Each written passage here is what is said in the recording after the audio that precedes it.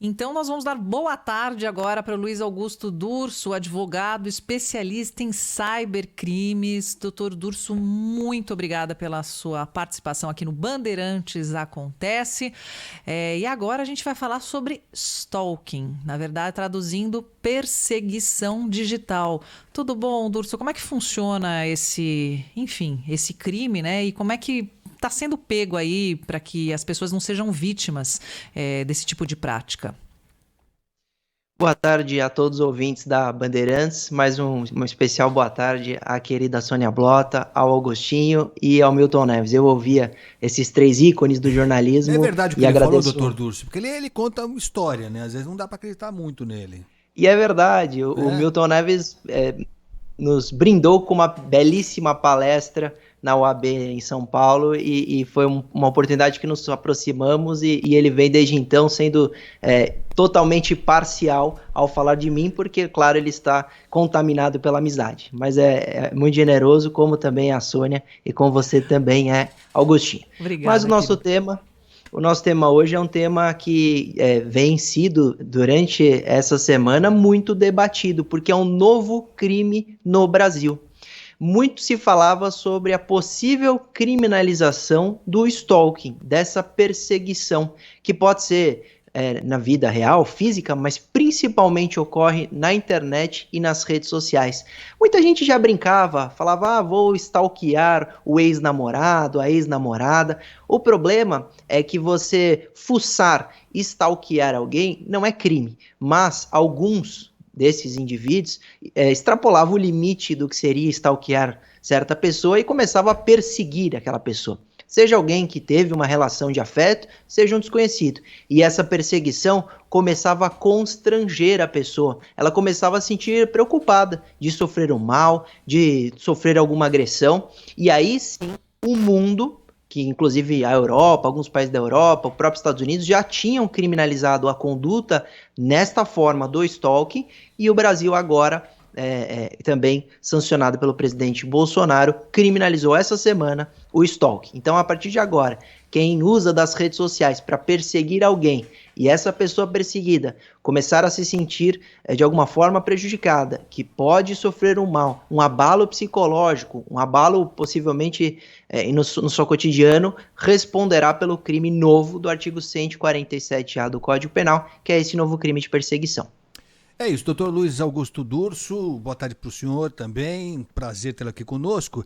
A pena prevista nessa nova lei não é das maiores também, mas me parece que, para além disso, o fato da mulher, é que acontece muito com mulher essa perseguição, mas enfim, a mulher ou o homem que se sentir perseguido, o fato dele conseguir até uma delegacia e ser atendido adequadamente, porque agora temos uma lei, acho que só isso já é um avanço, né? Porque a gente tinha muito caso, o senhor acompanhou isso fartamente, de pessoas que iam até a delegacia e essa perseguição era minimizada pela autoridade policial, né, doutor Durso?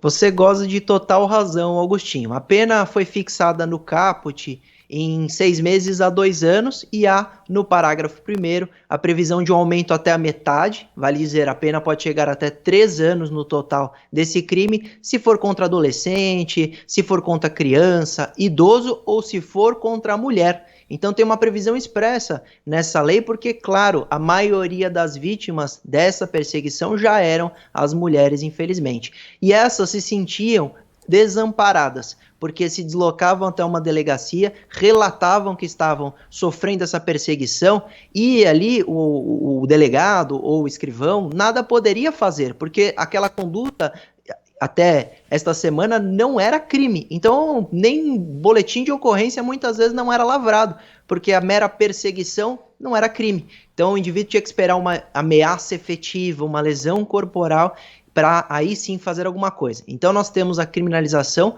com um lado positivo de que a vítima hoje pode agir, pode lavrar o boletim de ocorrência, procurar a autoridade policial.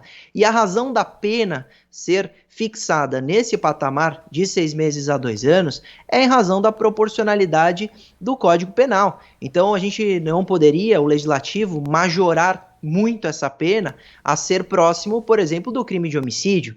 Ela já está maior do que o crime de lesão corporal, já é maior do que o crime de ameaça. Então, há toda uma proporcionalidade das penas e essas devem ser observadas e por isso a razão da pena ser fixada de 6 meses a 2 anos, lembrando que isso não significa que as vítimas estão desamparadas. Podem sim lavrar o boletim de ocorrência, podem requisitar medidas cautelares de afastamento, porque agora essa conduta é criminosa. Então é uma vitória sim, mas é um primeiro passo, porque a mera criminalização não vai resolver essa conduta tão grave que acontece todo dia na internet e fisicamente, mas é um primeiro passo no combate ao stalking e à proteção principalmente das mulheres que sofrem com esses assediadores na internet. Pois é, doutor, antes mesmo de ser lei, às vezes havia a atenção à vítima que chegava a procurar uma autoridade, né? Mas o conselho era sempre bloqueia, tenta bloquear, etc. Só que muitos desses stalkings, eles se escondem atrás de robôs e vão mudando aí personalidades e nomes, etc. E a perseguição continua. Do ponto de vista tecnológico, existe como descobrir quem são essas pessoas, que elas já têm um refinamento, né? Um conhecimento digital maior.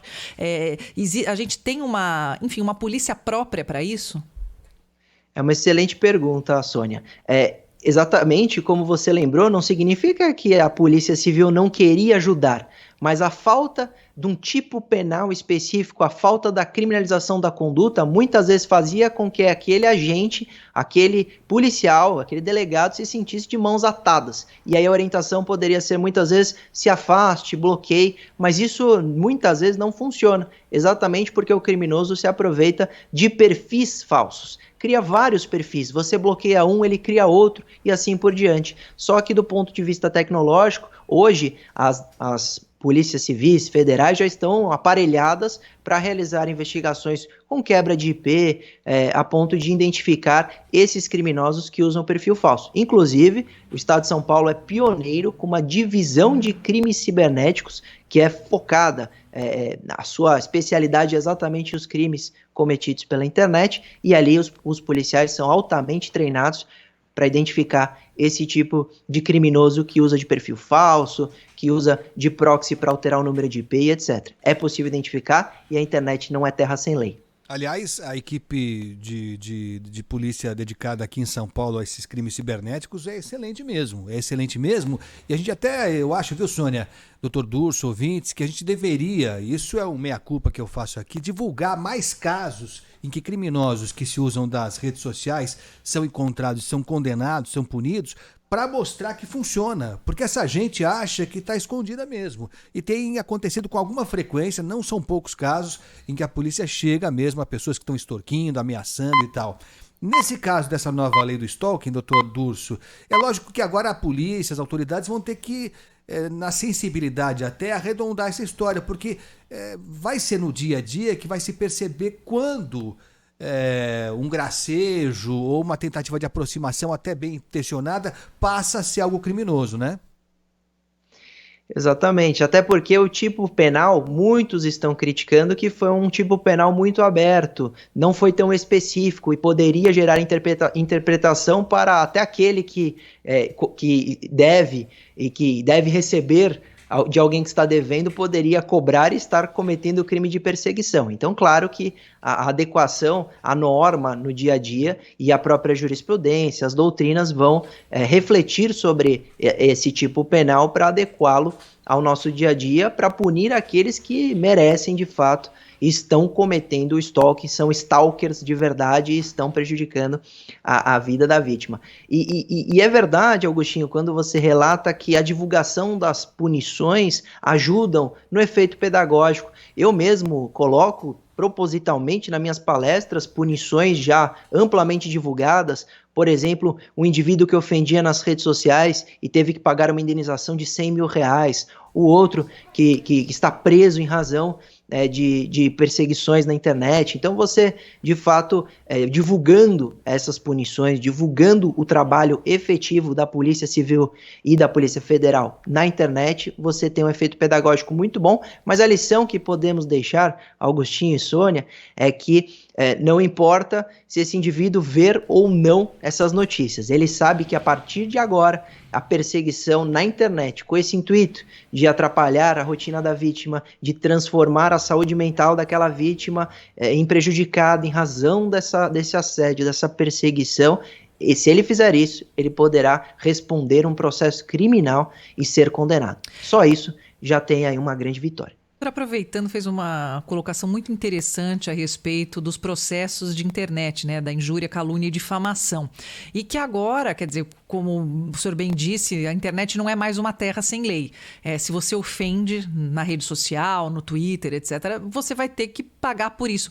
Mas até que ponto isso pode acontecer, uma vez que existe também a liberdade de expressão e principalmente no Twitter, que é uma rede social opinativa, quer dizer, a pessoa pode se expressar, mas até que ponto que é crime e até que ponto não é crime isso? Engraçado não, é curioso, né, quando a gente diz que isso quando acontece numa televisão, num rádio ou então enfim, publicamente, é uma coisa. Só que a rede social realmente ela abriu o leque para esse tipo de prática e as pessoas, às vezes, elas esquecem que elas também... Esquecem não, elas estão ofendendo a honra da outra, que fica aquela discussão, aquela coisa acalorada, de repente vem um processo. Como é que é isso? Ao meu sentir, a meu ver, Sônia, é claro que a liberdade de expressão é um dos princípios constitucionais mais importantes no nosso ordenamento jurídico. Mas o limite, Sônia, não sou eu que dou. O limite é a própria lei. Ninguém pode se aproveitar desse direito constitucional da liberdade de expressão para, por exemplo, cometer injúria racial ou racismo na internet, para cometer difamação. Então, o limite da liberdade de expressão está na própria lei, quando o indivíduo, se aproveitando desse seu direito de falar, utiliza-se para cometer crimes, outros crimes ali em razão de seus ataques e de seus comentários. Quando você se refere à imprensa, ao jornalismo profissional, essa responsabilidade na informação claramente é maior e a reação também é. Então você logo percebe o jornalista que pode ser ou não processado, mas na internet é tanta gente que isso perde um pouco a sensibilidade. Mas as pessoas precisam saber que se estão sendo ofendidas, têm direito de processar aqueles ofensores e os que ofendem que podem ser responsabilizados. Não importa se você tem um seguidor ou 1 milhão de seguidores. Não importa se você está na imprensa ou no Twitter. A sua fala tem responsabilidade e a lei é que define os limites. Doutor Durso, só para encerrar, pelo menos da minha parte, o senhor falou da punição, existem critérios, você não pode também estabelecer uma pena que fuja do padrão do Código Penal. Mas essa pena aqui claramente não dá cadeia. O cidadão não vai preso, né? Por mais que haja agravante, se eu não estou enganado, ele chegaria a 3 anos e não dá cadeia. Mas mesmo assim, quer dizer, o prontuário dele já fica com aquela marquinha, já deixa de ser primário, né, doutor? Não leva à cadeia, você tem toda a razão, mas um processo crime nunca é uma brincadeira. O indivíduo pode perder a primariedade, o indivíduo pode sofrer aí uma ação de indenização a depender da perseguição, se ele está prejudicando a rotina da vítima em seus afazeres, em sua profissão. O indivíduo pode sofrer uma medida cautelar de afastamento. Então, nunca responder um processo é brincadeira. E a criminalização da conduta, como eu falei, é um primeiro passo. Não daria para majorar a ponto de levar à cadeia.